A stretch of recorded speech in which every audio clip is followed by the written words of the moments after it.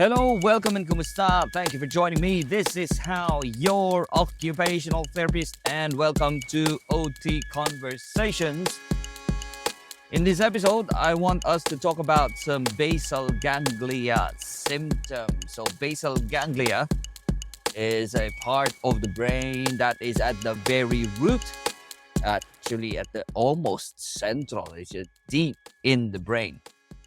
And every now and again, you would have some infarction that will involve this. This gets supplied by some tiny arteries that are coming from the middle cerebral artery. And you would have some symptoms that are very particular when this part of the brain is affected, either by a stroke or a post-surgical complication. But you can see some movements in here that are typical and quite characteristic of basal ganglia. And what are these symptoms? The symptom of bradykinesia, which means the person can be quite slow to move. It's like Parkinsonian. So remember, Parkinson's disease, it's the basal ganglia that's affected. So you would have slow movement or bradykinesia. You can have slow to respond. A person may be slow to respond. You can have mask-like facial features are masked. And you can have somebody who has very poor postural control because their equilibrium reactions might be very slow, typical of a Parkinson's disease. So that's one. When you have a walking, there is less of a stride length. It's almost shuffling in English term. It's called shuffling gait. But in the actual gait terminology, it's called festinating gait. So that's one. These are some of the symptoms of a basal ganglia. Now, there will be other symptoms, which would be a movement disorder, movement problems that's typical of this. And you can have one that is called tremor. But the tremor here is more of a resting type of tremor, meaning when a person is not moving, the hand is shaking. So you can have that. You won't see the tremor when the person is moving, but you will see the tremor when they are at rest. So it is called a resting tremor. Other movement disorder here is called a choreiform movement. And this would be a problem where it is jerky movement of the distal extremities. And they're usually present even when the person is asleep. It's a jerky movement. It twitches at the distal part, choreiform movement of the hand. And on the legs, you would see this as well. Sometimes they call it as the restless leg syndrome. Because even when the person is asleep, it was just doing that. It's just firing, right? Other symptoms would be chorea.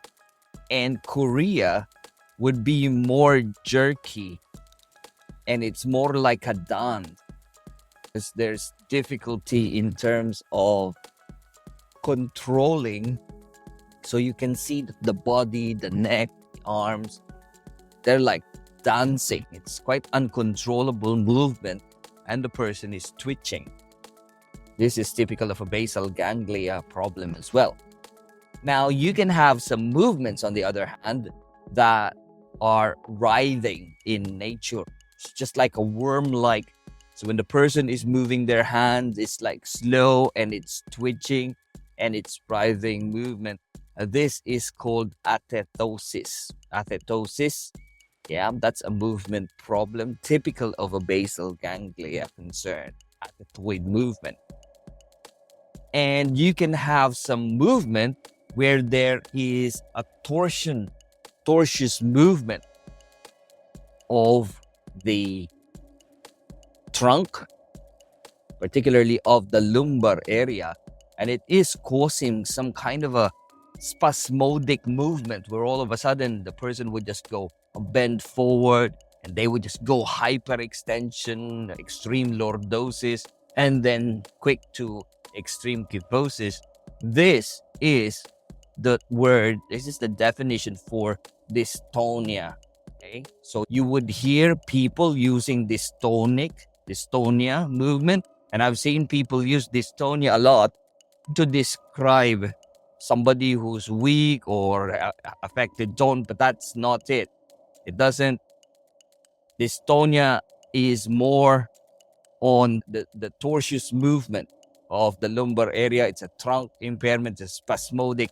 That is dystonia, rather than the side of the body that is weak or has low tone or high tone. That's not dystonia. You have tonal problem on those situations, but that's not dystonia.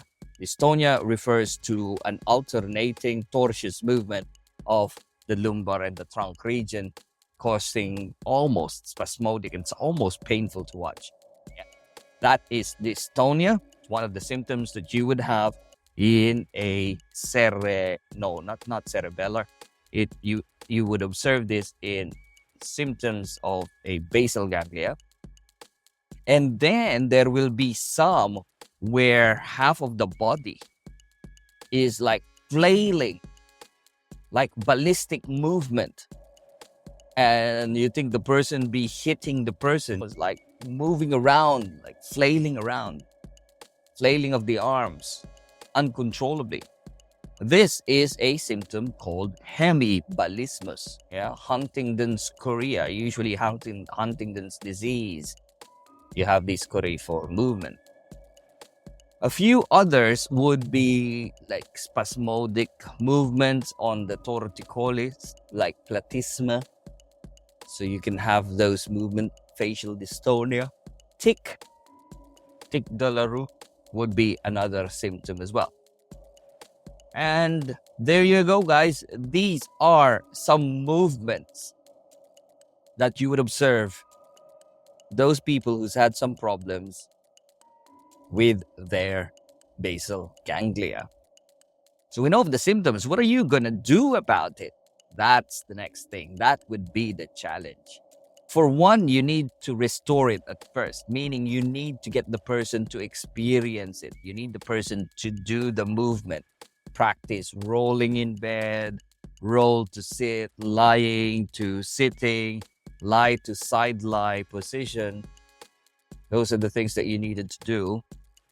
And then you need people to do some heavy movement because it will stabilize things. So you can have proximal stabilization.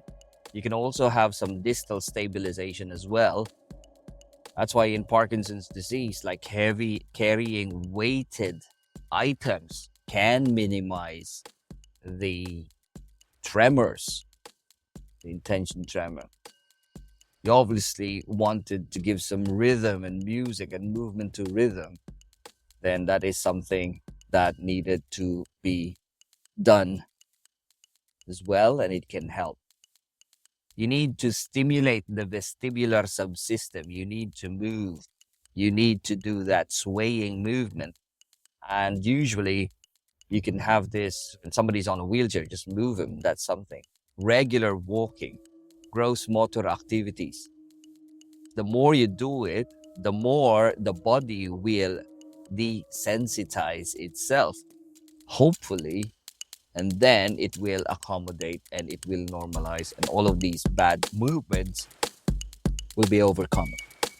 Okay, guys, there you go. Very simple, straightforward symptoms coming from basal ganglia.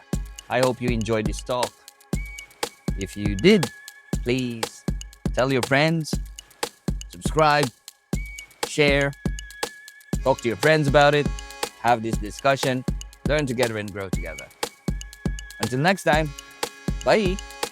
If you enjoyed this podcast, talk to your friends and colleagues about it. Like it, subscribe, share, and do what you can to appease whatever algorithm that is at play. Just remember, guys, anything you do matters and has an outcome. Until next time, bye.